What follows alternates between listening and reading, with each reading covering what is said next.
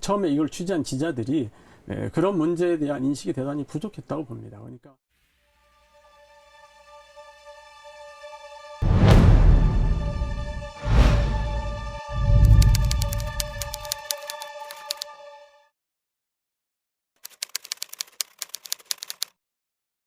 사실 이제 그런 과거에 식민지 시대라든가 하는 시기에 지어졌던 그런 건물들을 우리가 어떻게 보존하고 어떻게 활용할 것인가에 대해서는 우리가 그동안 너무 논의도 별로 없었고 또 인식도 대단히 부족했다고 봅니다.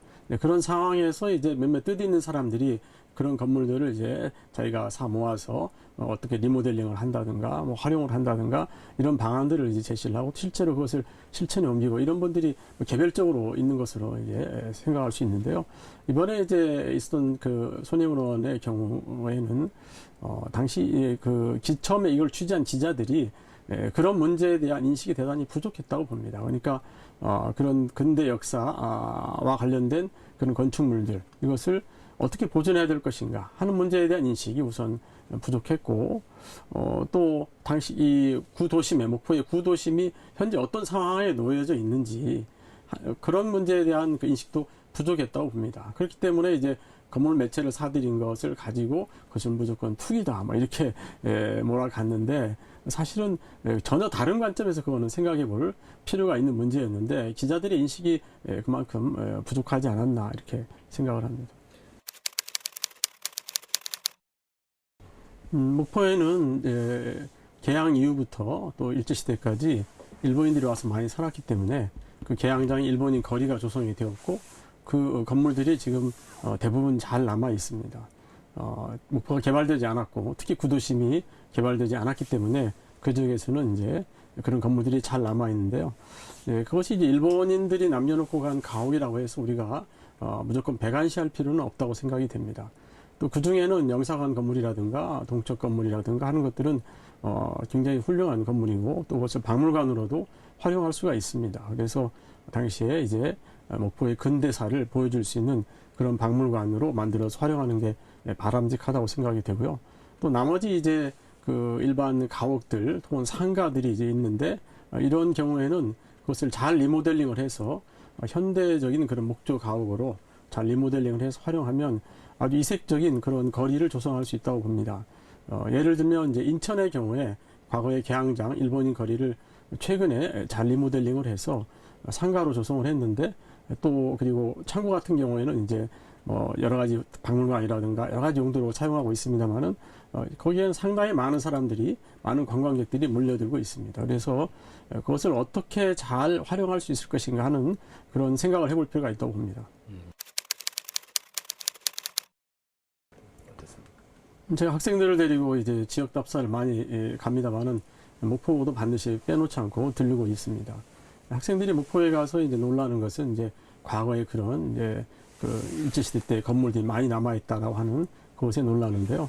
어쨌든 거기에 이제 중요한 건물들, 영사관이나 아니면 동척, 기타 다른 건물들을 활용해서 목포의 근대사를 보여주는 그런 박물관으로 만드는 것이 바람직하다고 생각이 되고요.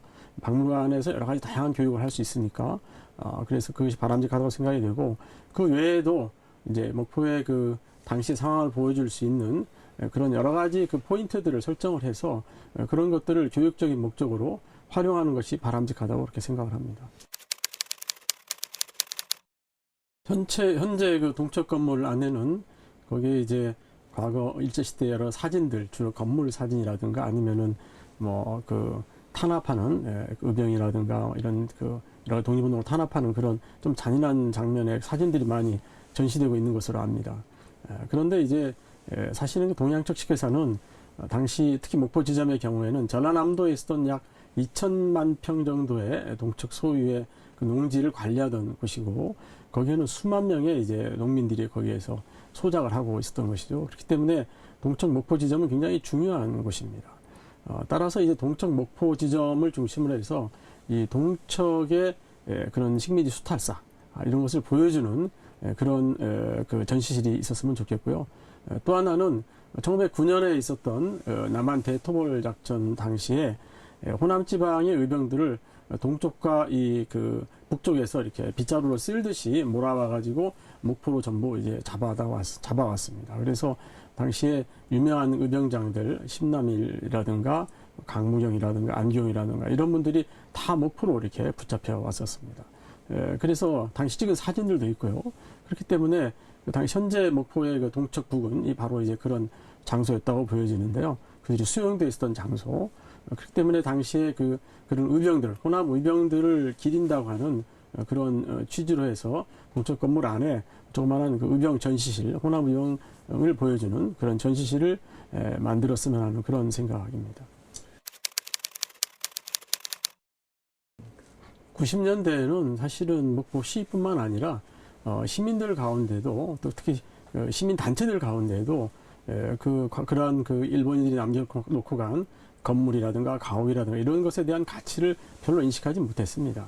그것을 오히려 이제 일제 유산이다 이래서 그래서 헐어버려야 된다 이렇게 주장하는 분들도 꽤 있었고 뭐 시에서는 더 말할 것도 없었습니다. 시에서는 그런 데에 대한 거의 관심이 없었을 때입니다. 그런데 이제 몇 개의 건물을 만들고 남기고 또 당시에 이제 문화원이라든가 이런 것이 중심이 되어서 목포의 그런 역사, 문화, 관광 자원들을 이렇게 순례하는 그런 답사 코스도 만들었습니다. 그래서 시민들이 이제 그런 것들을 보고 그것이 갖고 있는 의미가 무엇인지 하는 것을 차차 이제 깨닫게 된 것이죠. 그래서 지금 한 20년쯤 지났습니다만은 이제는 이제 인식이 완전히 바뀌었다고 이렇게 보여집니다. 그래서 그런 이제 건물들 우리가 어떻게 활용할 것인가 하는 것이 이제 현재는 이슈가 되고 있는 거 아니겠습니까? 그래서 그것을 어떻게 활용할 것인가 하는 것에 대해서는 물론 시민들 의견도 이제 굉장히 중요합니다만은 또 다른 지역에서는 어떻게 활용하고 있는지 하는 것을 벤치마킹할 필요도 있다고 봅니다.